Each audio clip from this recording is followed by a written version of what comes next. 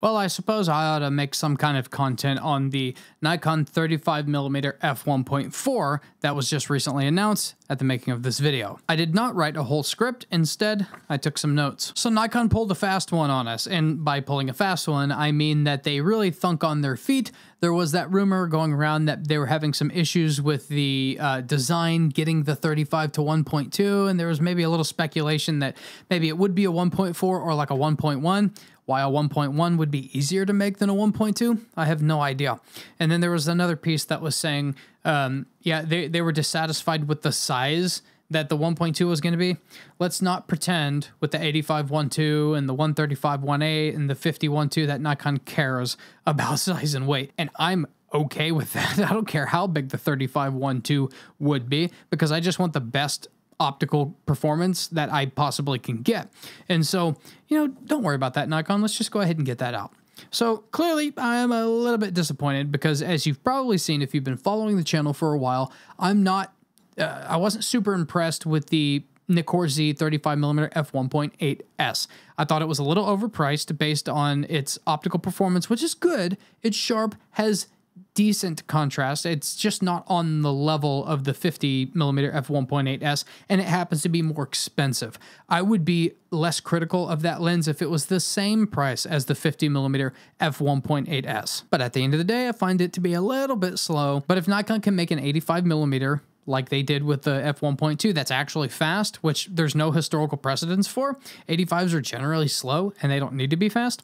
I was actually really excited for, you know, what the 35mm f1.2 could be compared to the f1.8 version. I have been waiting for a very, very long time for the f1.2. I have never been without a 35mm for so long. 35mm are important in the kind of work that I do, and I was very, very, very much expecting and wanting that f1.2. But alas, we get this f1.4. So the Image Circle Discord was discussing this literally as soon as it dropped. And if you want to get in on the Image Circle Discord, you can either become the lowest tier member of the Z-Wade Photo YouTube channel, which does give you access to the Discord, or if you want access to the Image Circle Discord and all of my content early, then you can become the next tier up. But one member happened to mention that the f1.4 is actually a really good move by Nikon for people that only care about aperture. And that's actually a really good point, because there's plenty of people out there that really just care about the aperture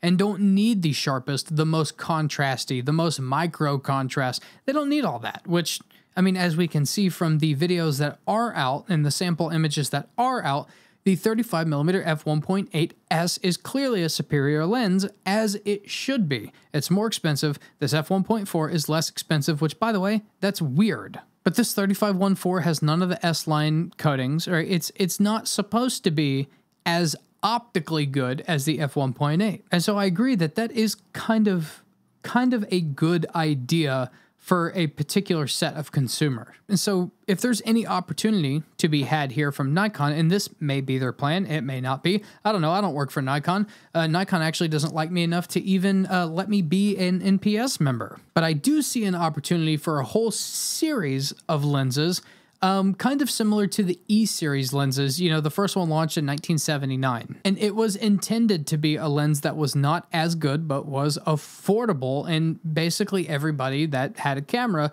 could get into. They weren't supposed to be as good as Nikon's other lenses, and in this case, we just have a little bit of a twist as far as the aperture is concerned. In this next note, I wrote that such a series of non-S-line lenses would be something like 5 more lenses that happen to pair well with non-S-line zoom lenses, which we already have 3 of them. We have the 70-180, probably made by Tamron, but branded by Nikon. And then we have the 28-75, and then of course the 17-28, which, by the way, I actually reviewed that lens and it is currently scheduled. If you want to see that early, become a top tier member of the Z-Wade Photo YouTube channel. That one's already done and it's scheduled.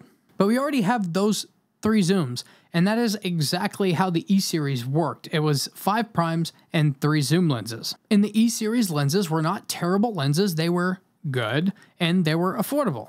The original E-series primes were a 28, 35, 50, 100, 135, and then the zooms were a little weird. It was a 36-72, a 75-150, and a 70-210, which is dumb. And so we actually have a better range of zoom lenses that would appear in this new series. And so if Nikon does go this particular route, I noted here to replace the 28 with an 85 because we already have an affordable 28mm non-S-line lens, and the 100 and 135, I don't really care what they do with those. However, there's one good and like one bad of this particular idea. The good is we still have room for a future premium replacement for the 105mm f1.4 that was so very popular. By the way, the original name for that lens was the 105mm f1.4e.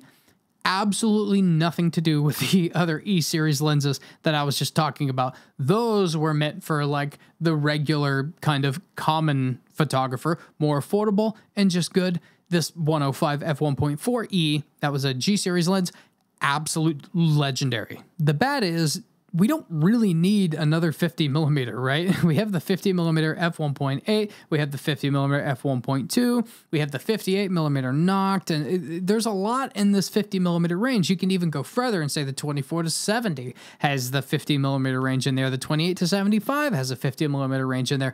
There's a lot of ways that you can achieve 50mm right now, but at the same time, you kind of have to have it with this idea, and you kind of can't not have a 50mm f1.4, whether Nikon makes it or some other third party makes it. You need a 50mm f1.4, man. That's like a classic. But do we really need another 50mm? Probably not. But it would be a super cool option in this idea that we have going on right now. So yes, I'm a little cranky that it's not the 35mm f1.2, but I've waited this long and I can continue to wait. The good news is that everybody is indicating that this f1.4 is not a replacement for the f1.2 that is on the roadmap. That one is just not ready yet. And if I have to wait for anything, I would rather be waiting for Nikon to get it right. The 35mm f1.4 is not a premium offering, and it seems like the premium offering 35mm is still on the table. So I'll just wait a little more. Subscribe if you're not subscribed. Consider becoming a member. I'm Z Wade, the Z Wade, and Z Wade Photo. Stay sharp, YouTube.